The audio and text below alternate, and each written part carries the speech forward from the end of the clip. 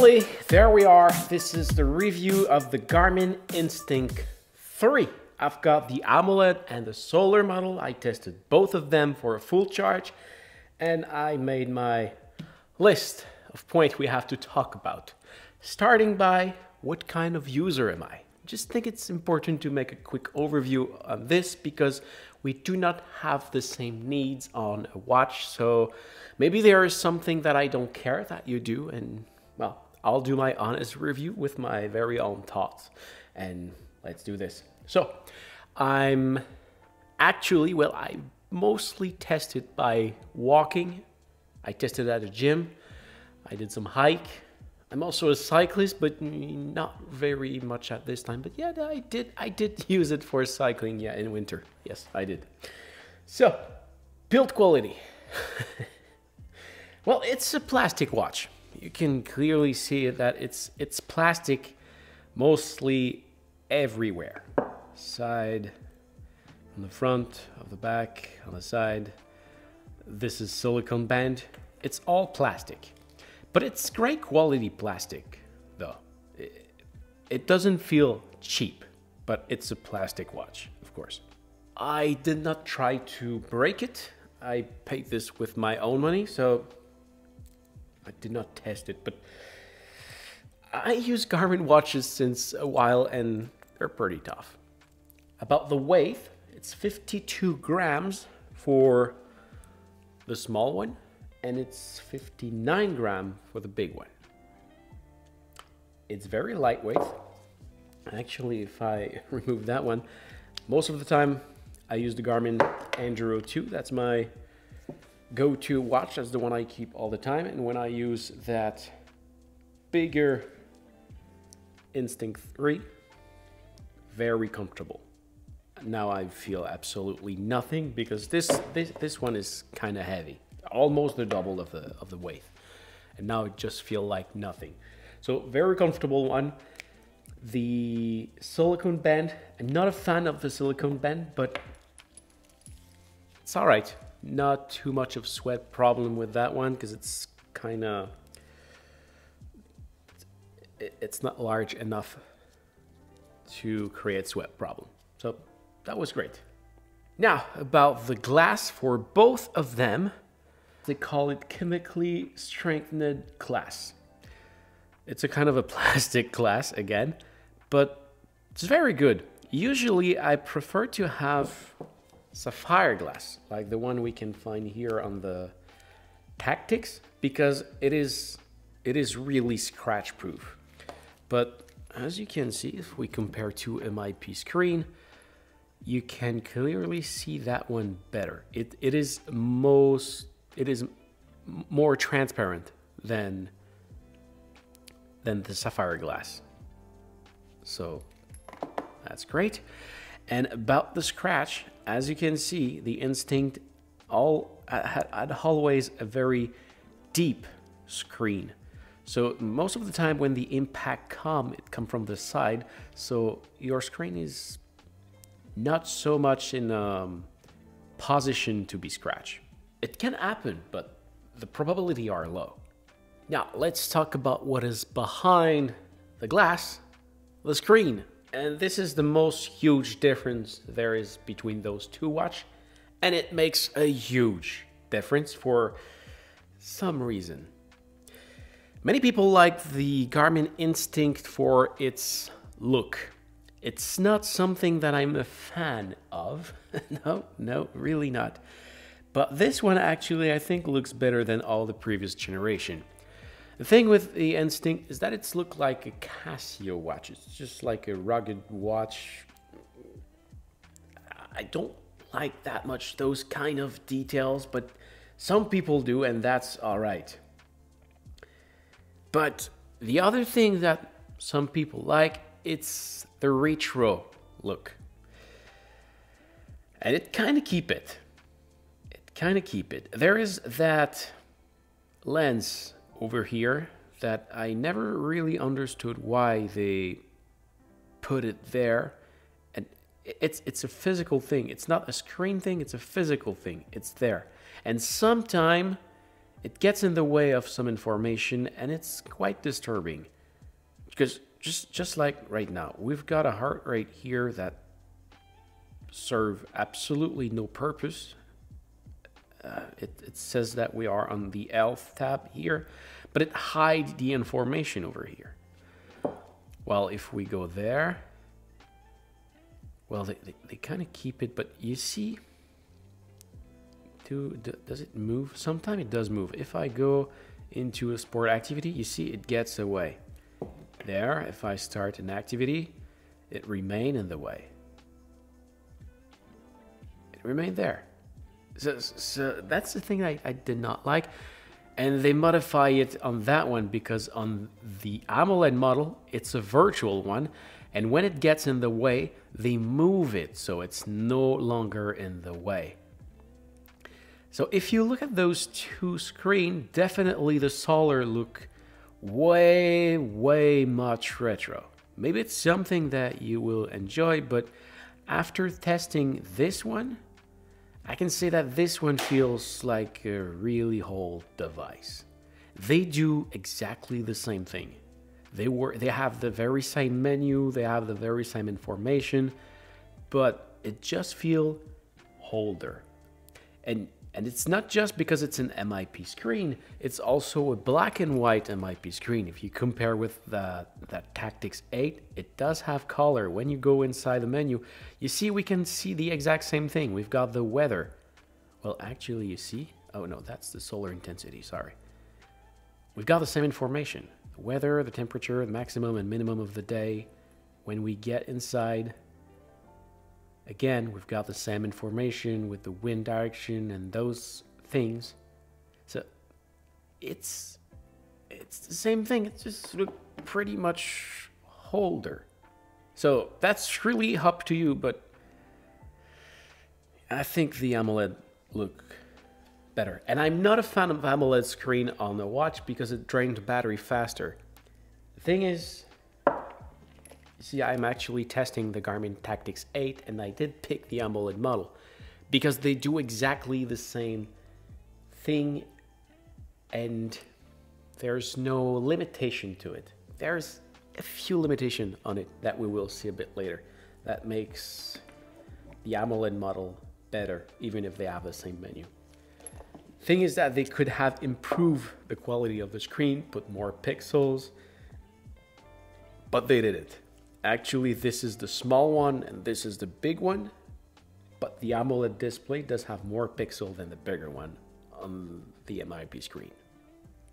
Now, about another kind of efficiency, when you got it on your wrist, if you do not enable the always on display, which will drain more battery, the always on display, in some position you need to make that movement to take a look at the time. Just like right now on my Andro 2, I'm able to see the time, but if it was not always on, I would have, if it was an AMOLED display on not always on mode, I would have to do that to see the time. So there is some advantage and disadvantages of AMOLED.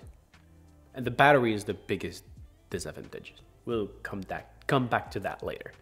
And well, there we are. We are now to the data fields that we can find into the sport activity. And there you will see there is a huge difference. So if I go start a hiking activity, hike. If I go in the data fields over here, you can see that I can have 1, 2, 3, 4, 5, 6 data fields. And that one is actually the heart rate. So actually, I'm not wearing it. Okay, now I've got my heart rate. And behind, you don't see it right now because the activity is not started, but there's a graph. Or I could switch it to, let's say, data screens, modify, data fields. Oops, this one, I could also have, I want my heart rate field. I could have it with the gauge for the zone, but I did set it with the graph. Anyway, you can choose what you want to have. You can have more precise information that the solar model cannot have. And also, as you can see here, I've got a display, a data field with double information. So actually I've got 1, 2, 3, 4, 5, 6, 7 data, and I could put more double data on other field. So that can display a lot of data. While when we come here, all we can have, this is the display that show the most. We've got 1, 2, 3, 4, 5 data. That's the most you can have, and you cannot have those graphics showing the zone or the graph with the heart rate in the past, that double data, you can't. And when you want to modify this one, you go in high settings, data screens, and then you edit the data fields, and you move from one field to another, and you just edit it, and you see what it gives at the end just right away. While on this one, if you want to modify it, you go here on high settings, data screens, it's the very same thing. And if you want to modify it, you select it, and then you choose the field. You do that from another page, and it says the field 3 is that one. You see, it's more archaic. Is it a word in English? It feels older. But it's the very same thing. But you don't have the double data, you don't have the graph and those kind of things. So it's just for this. Again, it looks way more better on the Amoled display. It makes a kind of two different watches, and it makes the Amoled display way closer of a bigger watch like the Phoenix. It's not like a Garmin Phoenix, but it's the same menu. It just doesn't have the map with the streets and the elevation and those kind of things. But apart from that, it's not very comparable. Now, let's talk about type of control. You can control that watch with buttons. That's it. No crown, no touchscreen, just buttons. I know that some people are a bit mad of not having the touchscreen. Personally, I really don't care about it. Actually, I'm happy it's not there. Otherwise, the watch would cost more, and it's a feature that I just disable. My Andro 2, I wear it since now over 2 years, I guess, and I never use the touchscreens because it's disabled all the time. Thing is that those buttons are very, very well configured. The way it works is that it's very simple to understand. This go up, as you can see, go up. This go down. This, well, let's go here. This select, and this go back. So down, up, select, back. Once you get it, it's very easy to use. And what I do is that I use my thumb here to go up and down, my index to select, and my major finger to go back. That's it. When you hold the up button, as you can see, it says menu. So you got the menu of what you are on right now. So once you understand that, you can go pretty much anywhere and adjust absolutely everything in the watch. It is very, very well done and a bit easy to understand. Maybe if you're not too techy, might be hard to go around, but if you are, marvelous piece of equipment. Now, about the choice of model, there is a couple of quantity of color, of size, of model. You have the Instinct Essential that I do not recommend just because there is no flashlight. just that worth the price difference. But then there was one thing that I think they could have done better. If you want the big one, you cannot have it in black. You have that gray that I really, really don't like. Really not. So if you want a black one, you gotta take the small model. But there are some other colors available. But yeah, that's a bit deceiving. Now about the band. The band is in silicone, as I said earlier, and it's a model that is really adjust for the watch. It matched perfectly the case over here, but as you can see here, there's a pin, and if you just push on that pin, you can remove the band, you can put back the pin, and all of those bands that are available for the Garmin Phoenix series, they are compatible with the Phoenix, with the Instinct. It is. Maybe it doesn't match as well as the Phoenix, but I did some tests and it worked. It worked. If you want to change it, that's possible. Now, about GPS precision. It's good.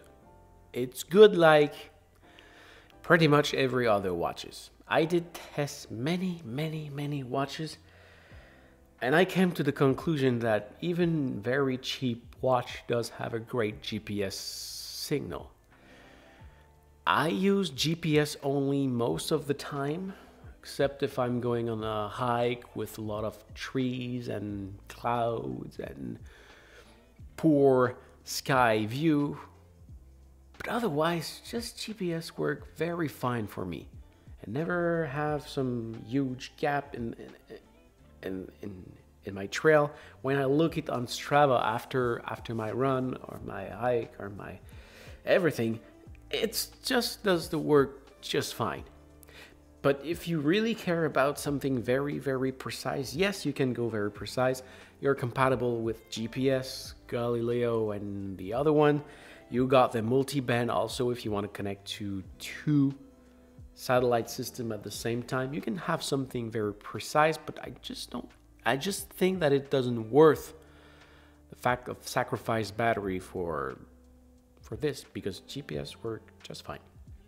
Now, about the heart rate, you got the previous generation of heart rate. If we compare with the actual Tactics, which is the latest watch they released right now, they don't have the same model of heart rate sensor. But still, it does work fine for me. Surely it's not the most precise thing out there, even with the new one. Surely I don't care at a point that I'm comparing with other devices and everything. But when I look at my heart rate, it seems logical. Yeah, I feel like I'm in that range.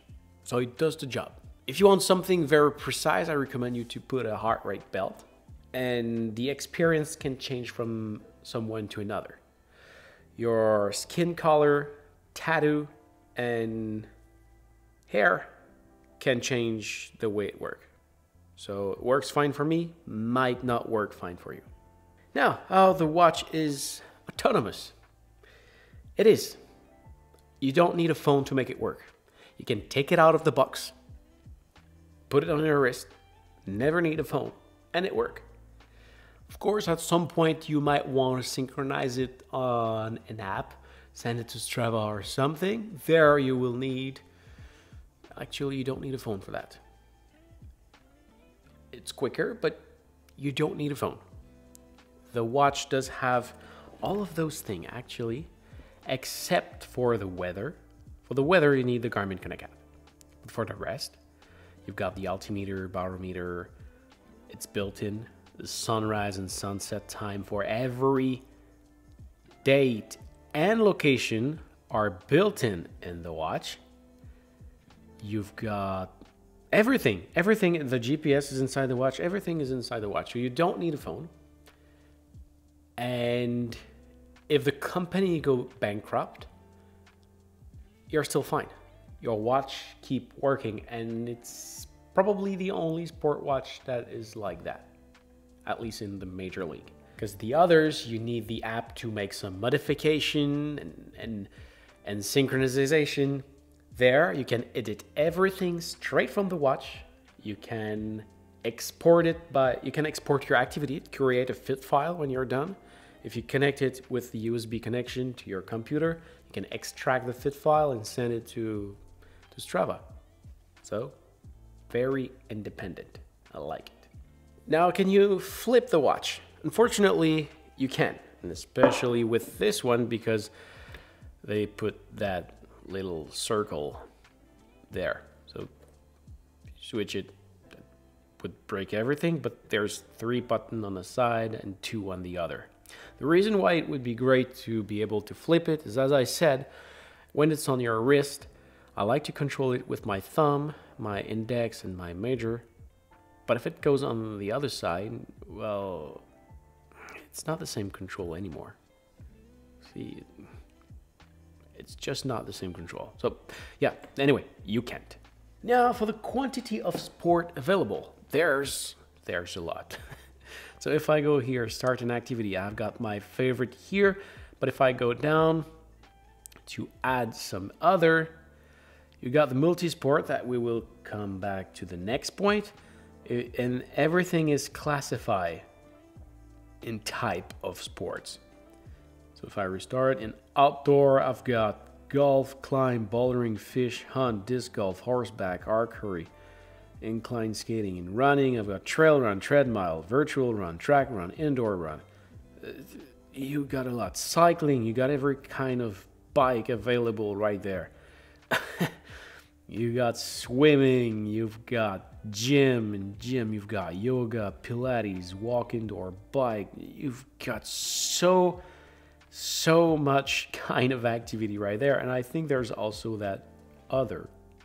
Oh, we find. Okay, other. You can rename it if you'd like. You can create one if you'd like. There's a lot of things. And into add, there is the multisport activity. This one, not a fan of it. On the solar model, when you switch sports, so you can create a triathlon, and when you want to switch sport, there's the switching mode, and it's not very clear on the screen where you're at. It feels like it misses some details. While on the Amoled model, I did test it 3 times, and it crashed every time I tried to switch of sport mode. And the last time it crashed, I did need to factory reset the watch. That's the first time it happened to me with the Garmin watch, that it really crashed at this point. Since the time I use Garmin watches, I had, I think, 1 or 2 crashes. And those time it did reboot and ask me if I want to keep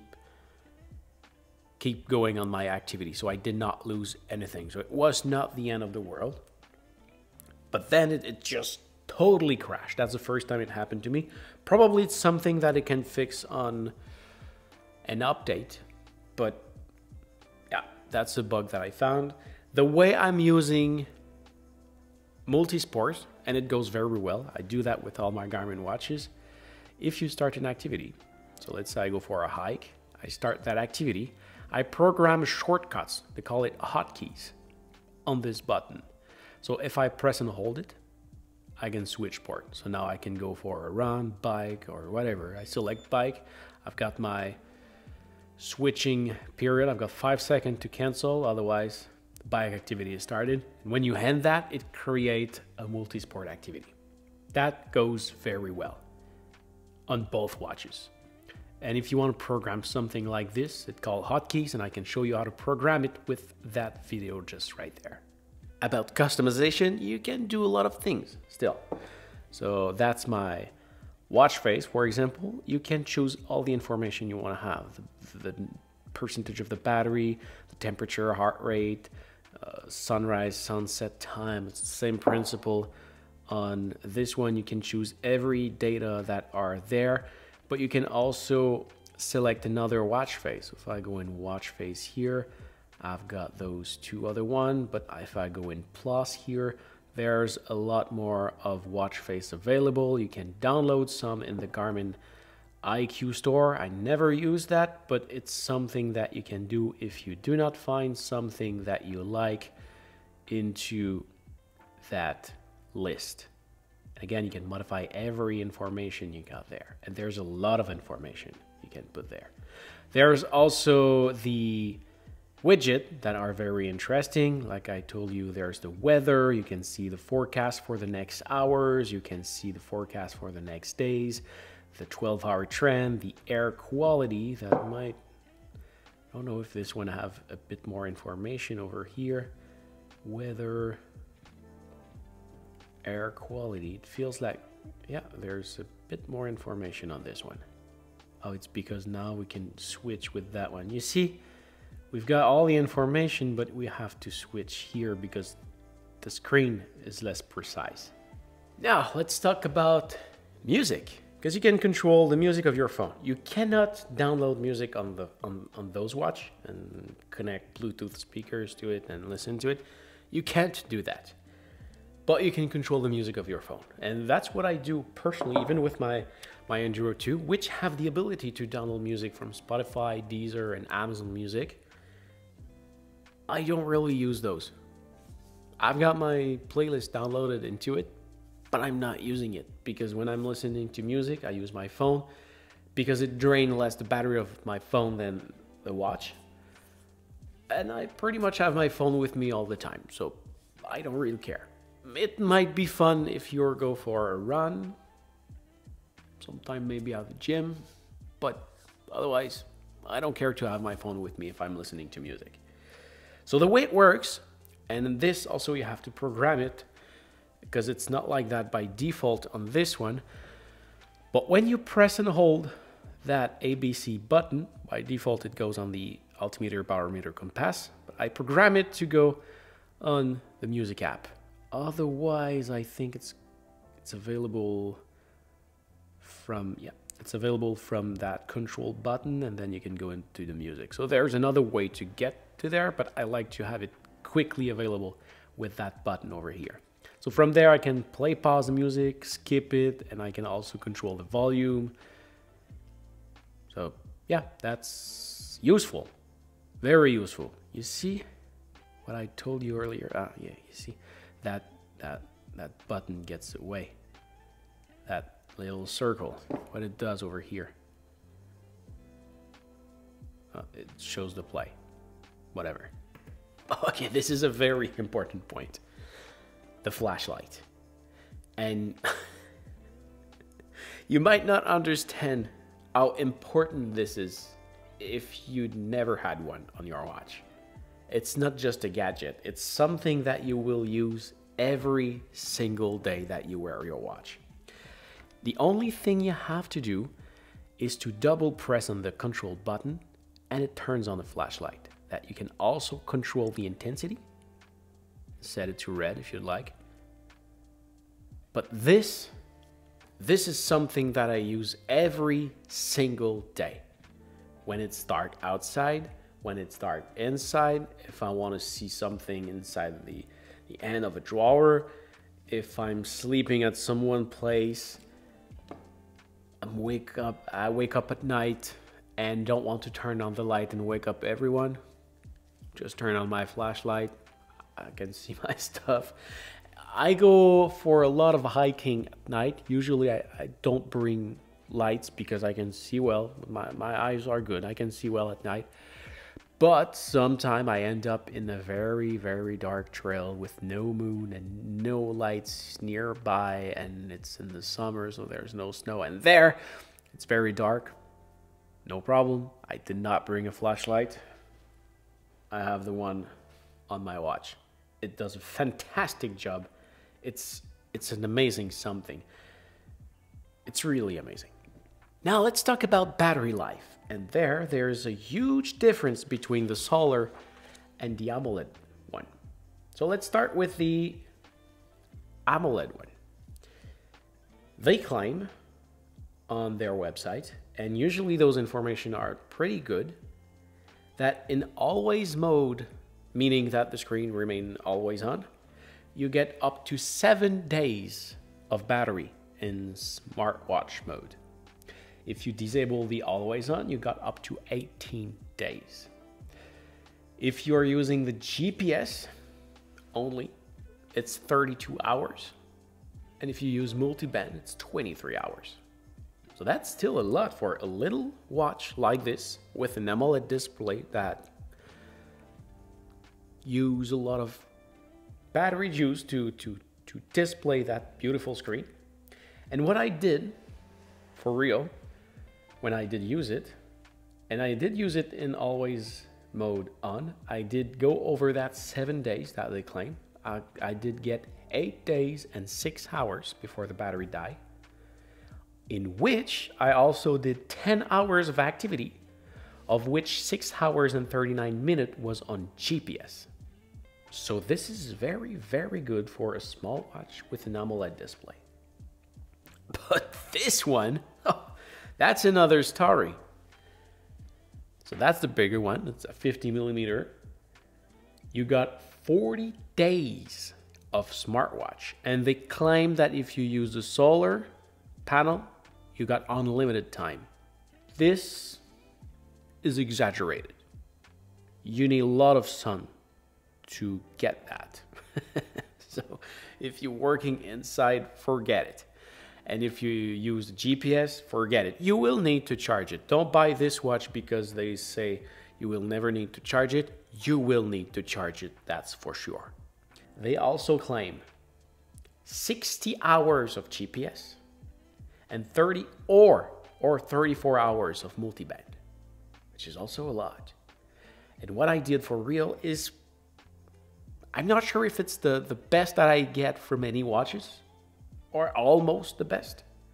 I did get 17 days and 16 hours before needing to charge it again. And there I just let it die. And on that, in those 17 days, I did 28 hours and 45 minutes of activity, of which 17 hours and a quarter was on GPS. So that's very good. I'll come back to that at the end, but if you remain in the city, I would go with the AMOLED one because it looks better. But if you are an expedition guy, this is incredibly good. Recommended temperature. They recommend to use it between -20 Celsius to 60 Celsius, which is -4 Fahrenheit to 140 Fahrenheit. I did test it at -20 Celsius and it was maybe even lower. Does a pretty good job. I would not worry to go even colder. Just remember that when it's on your wrist, you have your coat that might go a bit overheat, and the heat of your body that go to the watch, that helps a lot. So even if it's -20 outside, the watch is not that cold. Notification and response. It's different if you use an Android or iPhone. Difference is when you are on Android, you can choose which application exactly have the ability to send you a notification on the watch. While when you have an iPhone, it's just everything or nothing. Actually, I'm using an iPhone and I did disable most of my notification on the phone. I only get messages and phone call. And it's great because when I do that, I'll leave my phone on silence. So the only thing that I have no vibration on the phone. I've got no sound on the phone. The only thing I get is a little vibration on my wrist. Doesn't disturb anybody. Only me know that I get a notification and I can do a quick look and know if I want a response or not. Or you just see the message and answer later. Let's talk about trust. I use Garmin device since a while and I really trust them. Fortunately, by testing my latest generation of Tactics, Enduro, and Instinct, I did get a couple of bugs. But the only bugs I did get with the Instinct was the one about the multisport activity. Otherwise, it was just flawless. So, yeah, I really trust those. I trust a bit less the latest generation of Phoenix 8, but I'll come back on another review for that. Water resistance. They are both 1080M watches, and it says just right there 100 meters. It's the same for both. And 100 meters doesn't mean that you can reach 100 meters deep in water. Because if you reach there, the movement you can make, the waves and those kind of things might get you to a higher pressure than 100 meter pressure. So what can you do with that? You absolutely don't care about water in your everyday life. You can shower, wash your hand, go under the rain, you can swim, you can dive. Sorry, you cannot dive, you can jump in the water, you can do ice, you can do rafting, those kind of activity, no problem.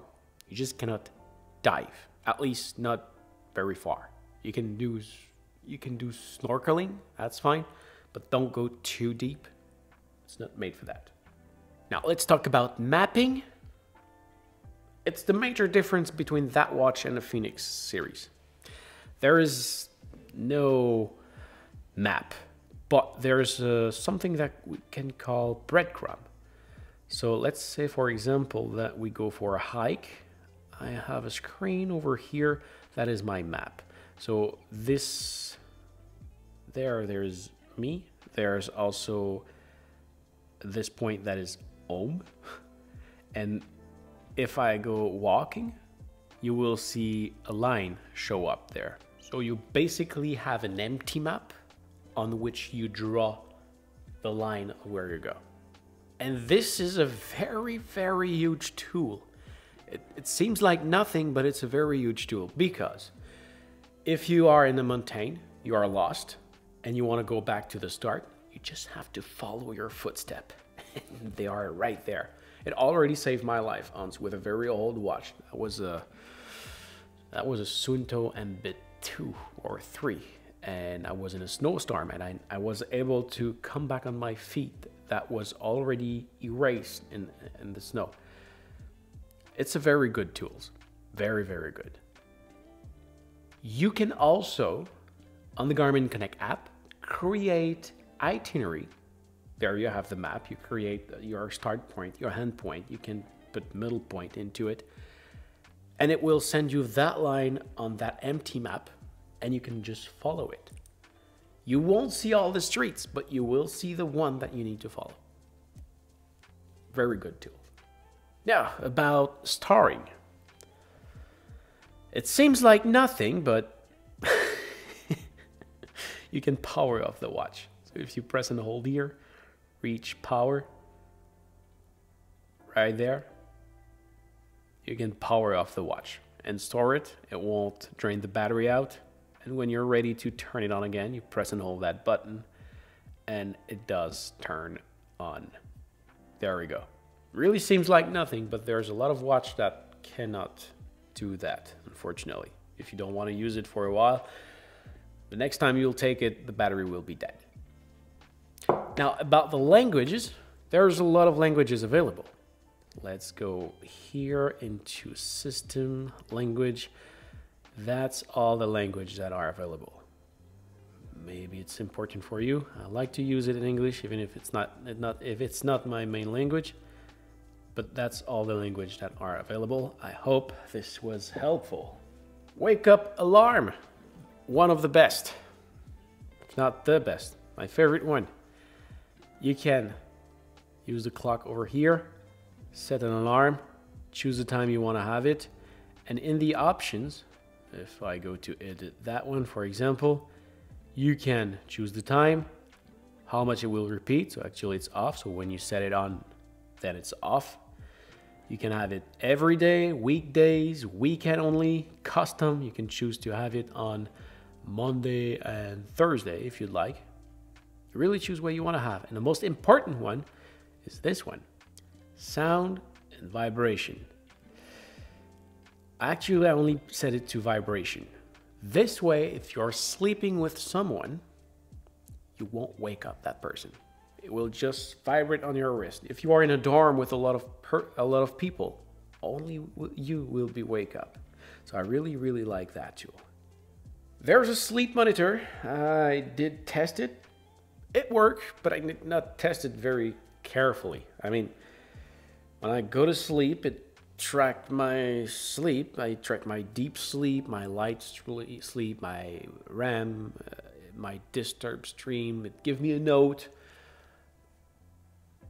It worked. It worked. I just don't care. Sorry. Now, how the watch motivates you to move, to get active? Personally, it's just because of the calendar. I do one activity every single day since the January 1st, 2020. So it's over 5 years now. And I'm happy to do it just because I have my little stamp on the calendar that I did something that day. So that's my personal motivation. But you also got step counter. You got activity minutes. So if you want to reach, I don't know, maybe 500 minutes of activity in the week, you can set yourself those kind of goal. There is floor climb. There is challenge inside the app that you can subscribe to and try to reach it. There is some expedition mode that you need to travel some distance and a number of time. There is challenge that will let you compare with friends and family or unknown people. That's as you wish. There's a lot of things to motivate you.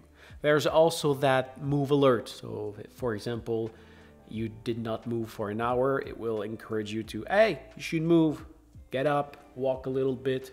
There's that kind of things also. There's some stuff that you can enable to motivate you to get active. Now, about the altimeter. We get the best that we can get on any watch. You've got the altimeter that is based on the satellite, and you've got the one from the barometer. The barometer is just right there. You see those little dot hole. In fact, that's the barometer that is inside. It calculates the air pressure. So when you combine satellite location with the barometer, you get the best precise altitude possible. And it works pretty much all the time. If I leave here or in the parking at a mountain somewhere, I go do my activity. Let's say I'm on the top of the mountain. I'm at 382 meters of climb. When I come back to my car, I also descend 382 meters. It's pretty much to the meter close every single time. Now, is it easy to use the watch? I think it is. I think it's pretty well done. The menu is one of the best of any watch. The way you can navigate into it with the buttons, it's great. But yeah, if you're not used to tech, that might be a little complicated. Some people will tell it's not intuitive. I think it is, but I know it might not be for everybody. You should try it. About the compatibility to other devices, external devices like power meter, HR belt, those kind of things, it's compatible with everything that is Bluetooth. Well, those port devices that are Bluetooth and ANT+. There's no other antenna like for the Wi-Fi and LTE, just Bluetooth and ANT+. The connection is a USB one, and actually this is a proprietary cable that Garmin used since a while. It's the same since a very, very long time. But finally they made the other side of the USB connection USB-C. Before it was USB-A. It was about time. Now, how fast does it synchronize? Very fast. When I'm done with the activity, it takes most of the time less than a minute, and my watch automatically connect to my phone, sync it with Garmin Connect, and my activity is uploaded directly on Strava in a few seconds. So that's very, very well done. But you can also do that on your computer if you'd like, but over the phone, very quick, very well done. You can share your location. There's an application that is named Live Track, and this one lets you share your position when you are into an activity to people you choose or people you share a link. You can enable something automatically that will send an email to, hey, your friend is making that activity. So if it click on the link, it can see where you are, it can see your trail, and if you are on an itinerary that is already pre-built in the watch, they can know exactly where you're going next. That can be a great safety device. Oh, these features, there's also a huge difference. If you go for the gym on strength and you choose a workout, on the Amoled model, you can have those display that show you all of your muscle, and when you start, if I say do workout and I start it, it should show an animation of what you do. You can enter your reps and you can enter your weight if you'd like. But if I select this one, view details, 20 squat, I think you can see, yeah, right there. You can see if you are on the solar model, it will tell you do 20 squat. And if you don't know what a squat is, you'll need to Google it and see what this is. But on this one, you can see this animation of what a squat is, and you can do the very same thing as what it does. And it tells you which muscle that it's working on this animation. So it's easier to see if you are doing the move well. So that's a huge plus again for the Amoled display. Now I think it tells me that my pause is over. I'll just stop that workout. About the application, the one on the phone, again, very good. You can have access to all your health status, your heart rate, your sleep, your VO2 max, and all those kind of things. You can create itinerary, you can put point on the map, save those locations. You can do a lot of things. You can do really a lot of things. You have your calendar. You can have a coach if you'd like. There's a lot of things. And it's available on your phone with the Garmin Connect app. But you can also go on the Garmin Connect website if you want to have it on a huge screen. When I prepare my expedition, I do my trace on my big screen, and I can set the trail for everything. Everything is very, very well done. And even there, if I'm on my computer and I want to send my course that I did create and send it to the watch, I can click on a button to send it to the watch, and it will pass through the application on the phone, and it will send it to my watch. There's also an application on the phone if you'd like to connect your watch to your computer. It can sync with it also, but I never use that one. Finally, let's talk about price. I will not name the price because it does vary from a country to another and from time to time. So if you'd like to see the price, you can use my link in the description. They are affiliate links, so if you purchase your watch from there, I'll receive a commission. That helped me to buy those new watches and make the review. So if you use it, thank you. But the price. I'm a bit sad about it because since the beginning of the Instinct, the very first model, I thought it was such a great deal because it was, the Instinct one was doing a lot. You were able to choose between a lot of data fields. You got a great GPS. It was a very, very good watch, and probably the watch that can give you the most for the money. Still, if you can find a Garmin Instinct one, if you don't have a huge budget, it's still a very, very good watch. Of course, it's not the same thing. This watch is like about 5 times the price that what it was, the Garmin Instinct one. But it also get way better battery, a better barometer. It get a flashlight. It's a way better watch, that's for sure. But it's no longer the cheap watch that it was. If we go with the Amoled model, I think it's more comprehensive because the Amoled display takes this watch to a whole other level. That makes it comparable with the bigger guy, the Phoenix series, the Tactics, the Enduro. It's a bit of the same watch, but without the mapping in a plastic case. But it's very comparable. But with the MIP screen, I think they could have lowered the price. Because it's now expensive for a plastic watch with that kind of black and white display. It's a bit pitiful. But it's still a very good watch. those are two absolutely great watches that I do recommend. I'm just sad that they are now at this price point. At the same time, the Phoenix series is way more expensive now. But I did see my Enduro 2 almost at the same price in special a few weeks ago.